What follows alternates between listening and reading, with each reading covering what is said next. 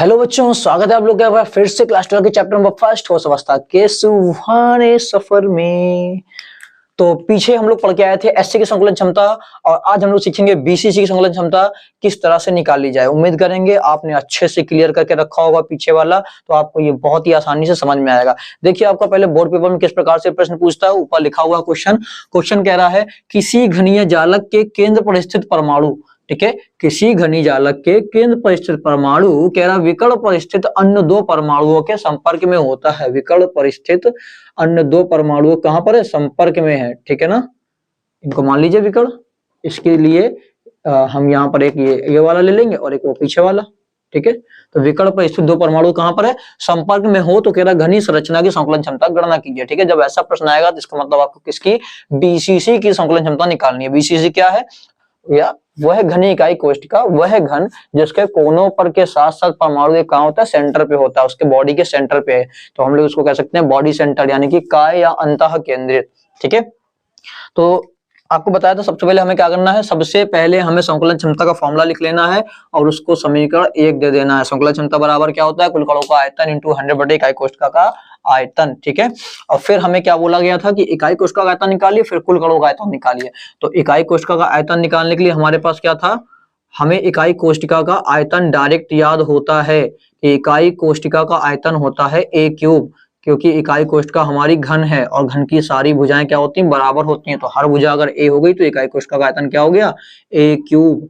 ये हो जाता है हमारा समीकरण नंबर 2। और इसके बाद आपसे कहा था कि आपको त्रिज्या पता होनी चाहिए। तो बीसीसी की त्रिज्या क्या होती है? तो चूंकि बीसीसी के लिए लिख ले रहे हैं यहाँ पर, ठीक है ना। चूंकि बीसीसी के लिए जो r है वो होता है हमारा r बराबर a√3/4।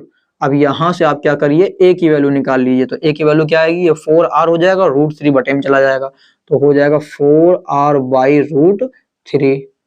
इसको हम लोग इस a की वैल्यू कहां रख देंगे? समीकरण नंबर 2 में। तो यहां पर लिख लीजिए a का मान समीकरण कहां पर?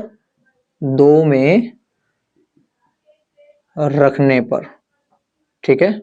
तो जैसे ही हम लोग a का मान समीकरण 2 में रखेंगे, हमें फिर से क्या मिलेगी? यहां पर हमें मिलेगा इकाई कोष्ठिका का आयतन। तो इकाई कोष्ठिका का आयतन हमें मिलने वाला है। क्या मिलेगा? जरा ध्यान दीजिए। हम यहाँ पर एक जगह क्या रखेंगे? एक जगह रखेंगे ये वैल्यू 4r/√3, और इस पूरे पर क्या कर देंगे भैया? ये तो a है, तो और यहाँ पर हमें a का क्यूब निकालना है, तो पूरे का क्यूब। अब पूरे का क्यूब निकालिए तो 4 का क्यूब आपको पता है 64 होता है। 4 गुणे 4 गुणे 4, r का क्यूब हो जाएगा r क्यूब, और √3 का आप क्यूब निकालेंगे तो √3 इंटू √3 इंटू √3 है ना। ये होगा क्या होगा? √3 इंटू √3 इंटू √3। और आपको पता है जब दो रूट का गुणा आपस में होता है तो रूट से रूट कैंसिल हो जाता है, बस जो रूट के अंदर संख्या बची है वही दिखती है हमको केवल, ठीक है। तो दोनों का भैया गुणा कराते केवल क्या बचेगा? यहाँ पर इन दोनों गुणा कराते केवल 3 बचेगा, रूट रूट कट गया।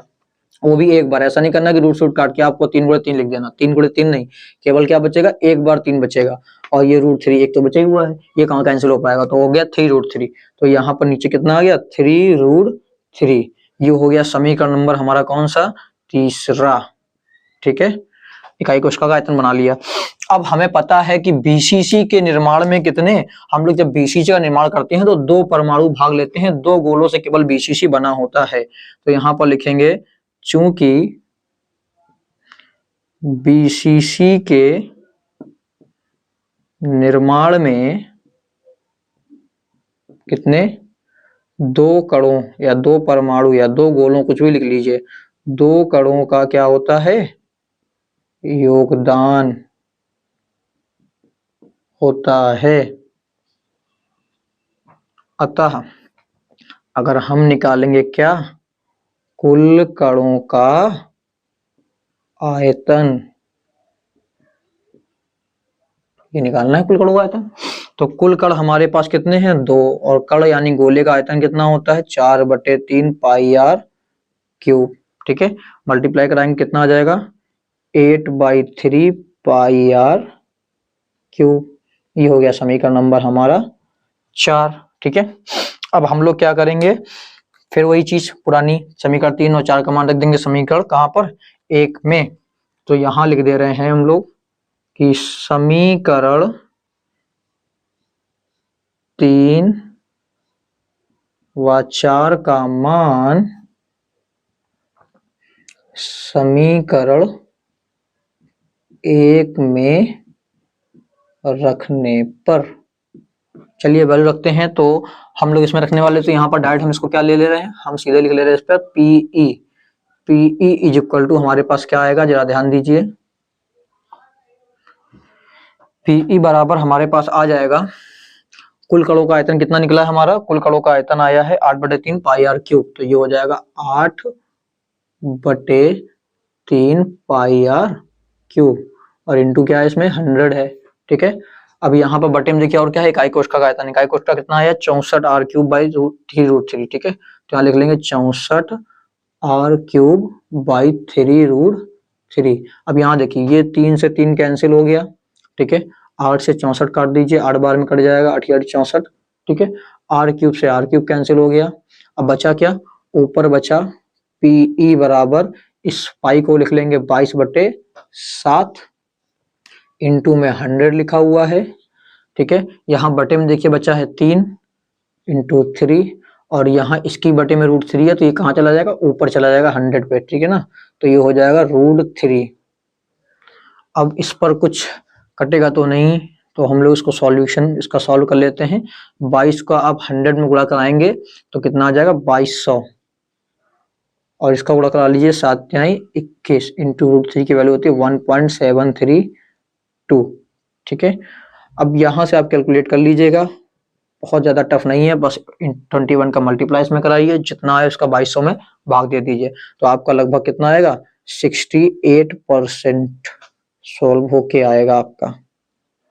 ठीक है, आप करके देख सकते हैं और बोर्ड पेपर में आता है, तो जरूरी नहीं है आप कैलकुलेट कीजिए, हमने डायरेक्ट भी आपको याद करके रखा हुआ है, याद करके बता चुके हैं आप कि किस तरह से आप क्या कर सकते हैं, इनको याद कर सकते हैं अच्छे से, बस इनको तैयार कर लीजिए। अगर डायरेक्ट आपको याद है तो इससे अच्छी बात क्या है, जितना भी है यहाँ पर जहां तक सॉल्व हो वहां तक सॉल्व कीजिए और डायरेक्ट लिख दीजिए आंसर की 68% हमारा इसका क्या आ गई, संकुलन क्षमता आ गई। ठीक है ना, आपको ज्यादा इसमें खोपड़ करने की जरूरत नहीं है, जल्दी से आप इसका स्क्रीनशॉट ले लीजिए। आप लोगों ने स्क्रीनशॉट ले लिया होगा, उम्मीद करेंगे आज की क्लास आपको पसंद आई होगी।